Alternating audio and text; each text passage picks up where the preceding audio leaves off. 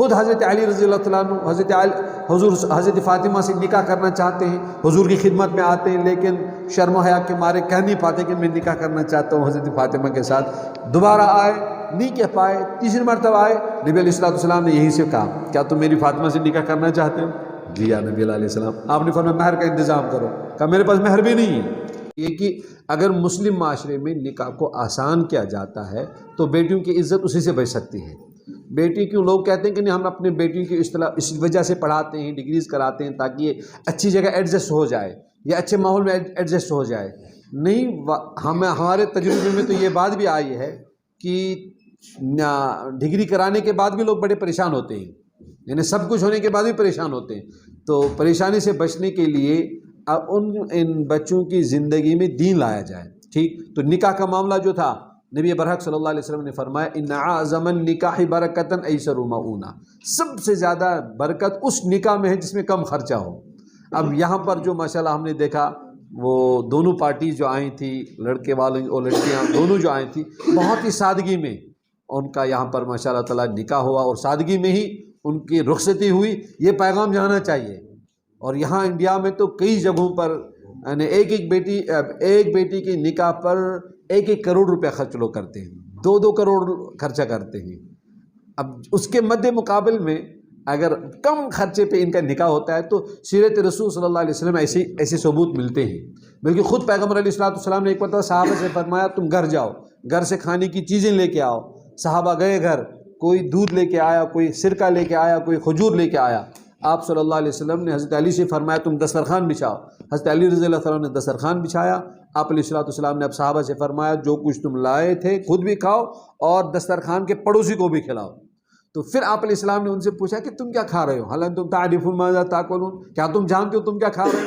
انہوں نے عرض کیا اللہ و رسول عالم، آپ زیادہ بہتر جانتے ہیں، اللہ بہتر جانتے ہیں۔ آپ نے فرمایا اللہ ہم لے کے آئے۔ آپ نے فرمایا کھاؤ کھلاؤ، ہم کھا بھی رہیں کھلا بھی رہیں۔ پھر آپ علیہ السلام نے اس کی تشریح فرمائی کہ دراصل میرا کل پرسوں نکاح ہوا تھا، مجھے تمہیں ولیمہ کھلانا تھا، میرے پاس ولیمہ کھلانے کے لیے کچھ بھی نہیں تھا۔ اب جو تم نے لایا وہ تمہاری طرف سے مجھے ہدیہ تھا اور وہی ہدیہ میری طرف سے ولیمہ تھا۔ یہ ہے اسلامی سسٹم۔ ٹھیک، ایک صحابی آتے ہیں یا نبی اللہ علیہ السلام میں اپنی بیٹی بہن کا نکاح ان سے کرنا چاہتا ہوں، یہ قبول ہی نہیں کرتے ہیں۔ کیا اب ایسا باپ بھی کہہ سکتا ہے اپنی بیٹی کے بارے میں؟ ہاں فرمائش کر سکتا ہے، وہ اس طرح کے ثبوت ہیں۔ تو آپ علیہ السلام وہیں بیٹھے بیٹھے نکاح ہوا، اسی مجلس میں نکاح ہوا، رخصتیاں ہوئیں۔ خود حضرت علی رضی اللہ تعالیٰ عنہ حضرت فاطمہ سے نکاح کرنا چاہتے ہیں، حضور کی خدمت میں آتے ہیں، لیکن شرم و حیا کے مارے کہہ نہیں پاتے کہ میں نکاح کرنا چاہتا ہوں حضرت فاطمہ کے ساتھ۔ دوبارہ آئے، نہیں کہہ پائے، تیسری مرتبہ آئے، نبی علیہ السلام نے یہیں سے کہا کیا تم میری فاطمہ سے نکاح کرنا چاہتے ہو؟ جی یا نبی علیہ السلام۔ آپ نے فرمایا مہر کا انتظام کرو، کہا میرے پاس مہر بھی نہیں ہے۔ یعنی بیٹی کے والد جانتے ہیں کہ میرے ہونے والے داماد کی فائنانشیل کنڈیشن کیا ہے، لیکن اس کو وہ نہیں دیکھتے ہیں۔ وہ کس کو دیکھتے ہیں؟ وہ دیکھیں نہیں بس ہے۔ حضور صلی اللہ علیہ وسلم نے خود اسے نکاح مہر کے انتظام کے بارے میں تدبیریں بتائیں، تمہارے پاس یہ سامان ہے، جاؤ مارکیٹ اس کو بیچ کے آؤ، اور وہ مہر فاطمی آج کے ڈیٹ میں 1 لاکھ کے آس پاس بنتا ہے۔ تو اسلامی سسٹم میں نکاح کو بہت ہی آسان کیا گیا ہے، لیکن ہم نے اپنے معاشرے میں اس کو بہت اتنا کیا کہ مہابھارت ہم نے اس کو بنا دیا ہے کہ ایک بیٹی کی شادی ہونی ہے، 10 سال تک وہ قرض اتارنا ہے، وہ بھی نارمل حالات میں نہیں اترتا وہ قرض۔ تو جب ہم اس طرح کہیں گے پھر ہمیں خواب دیکھیں کہ ان بیٹیوں سے صلاح الدین ایوبی جیسے سپوت پیدا ہو جائیں، محمد ابن قاسم جیسے بچے پیدا ہو جائیں، تو ایسا کہاں ہو سکتا ہے؟ جب بنیادی غلط تھی تو نتیجہ بھی غلط آئے گا۔ جزاکم اللہ، اللہ سلامت رکھے۔ میرا نام مفتی عبدالرشید قاسمی ہے، میں دارالعلوم دیوبند سے فارغ ہوں اور کشمیر کے بارہمولہ علاقے میں میرا ایک ادارہ ہے، میں اس کا ذمہ دار ہوں۔ اس میں بچوں کا بھی ایک مدرسہ ہے، اسکول ہے ایک 8th تک، اور ایک مدرسہ ہے، اور کئی NGOs ہیں جن سے میں متعلق ہوں۔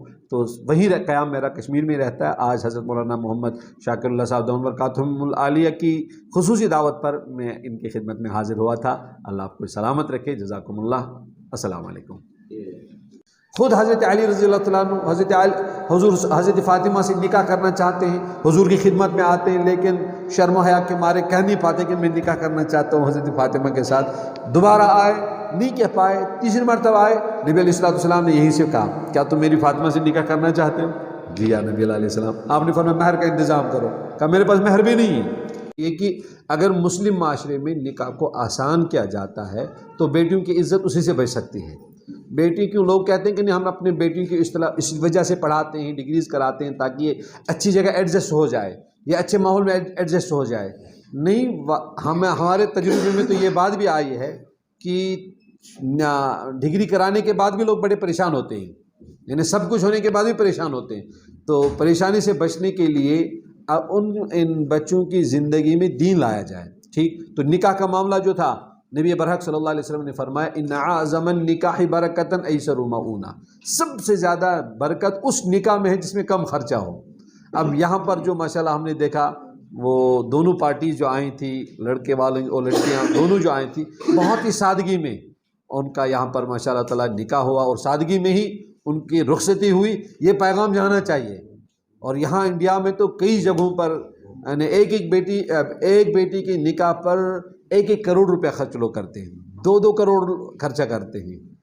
اب اس کے مد مقابل میں اگر کم خرچے پہ ان کا نکاح ہوتا ہے تو سیرت رسول صلی اللہ علیہ وسلم ایسے ثبوت ملتے ہیں۔ بلکہ خود پیغمبر علیہ السلام نے ایک مرتبہ صحابہ سے فرمایا تم گھر جاؤ، گھر سے کھانے کی چیزیں لے کے آؤ۔ صحابہ گئے گھر، کوئی دودھ لے کے آیا، کوئی سرکہ لے کے آیا، کوئی کھجور لے کے آیا۔ آپ صلی اللہ علیہ وسلم نے حضرت علی سے فرمایا تم دسترخوان بچھاؤ۔ حضرت علی رضی اللہ عنہ نے دسترخوان بچھایا۔ آپ علیہ السلام نے اب صحابہ سے فرمایا جو کچھ تم لائے تھے خود بھی کھاؤ اور دسترخوان کے پڑوسی کو بھی کھلاؤ۔